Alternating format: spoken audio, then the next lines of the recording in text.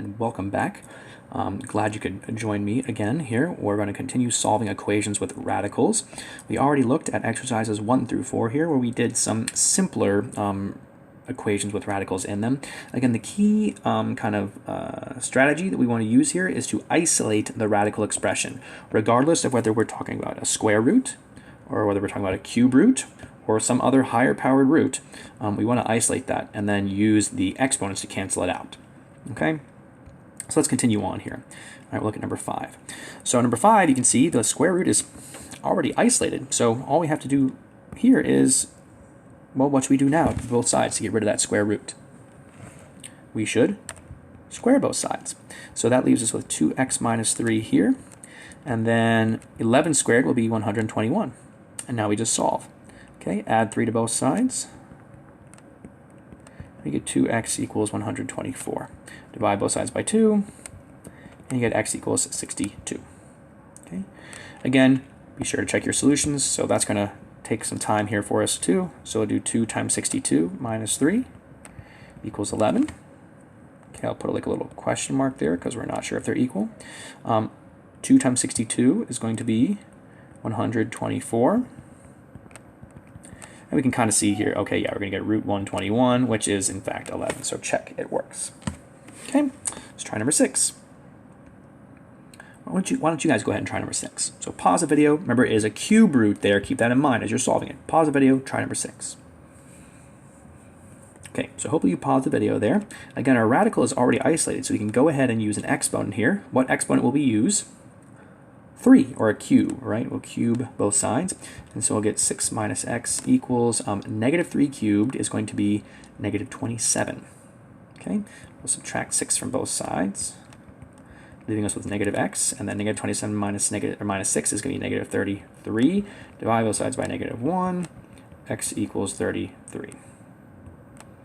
There's our answer. Again, we'll check it. Cube root of 6 minus 33. This is something that you should do if it asks you to do it, right? Or even in any sort of cube root or radical equations, you should really check your answers for extraneous solutions because you want to, eliminate those. All right, anyway, 6 minus 33 is negative 27.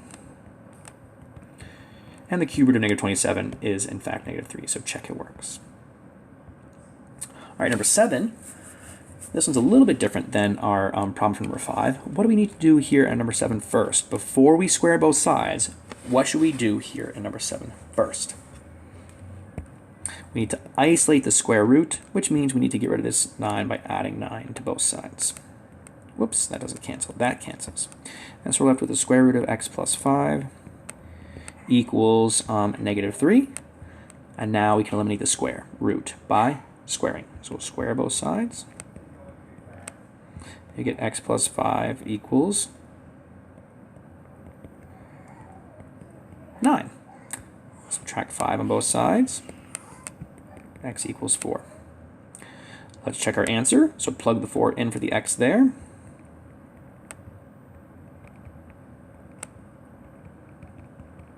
Okay. 4 plus 5 is 9, so the square root of 9 minus 9 equals negative 12. This is not looking promising. Let's see here. What's the square root of 9? 3 minus 9 is going to equal negative 6, which does not equal negative 12. So this is not a solution. So what do you say here? No real solutions. Okay, and that's the best we can say. All right, let's try another one here. We'll do one more.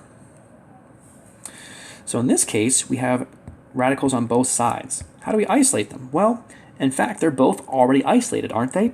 This root is by itself. This root is also by itself. What should we do next then? How do you cancel out a square root? Square both sides.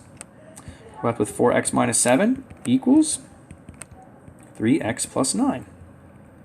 And now we'll solve. Subtract 3x on both sides. We get x minus 7 equals 9. Add 7 to both sides. And you get x equals 16. Check our answer. 4 times 16 minus 7. Square root of that. Square root of 3 times 16 plus 9. 4 times 16 is going to be 64 minus 7. And 3 times 16 is going to be 48 plus 9. 64 take away 7 is going to be 57, square root of that. And 48 plus 9 is going to be the square root of 57. So, hey, they're the same thing. So that means that X16 is correct. All right, we'll stop there, and we'll take a look at 9, 10, 11, and 12 in the next video.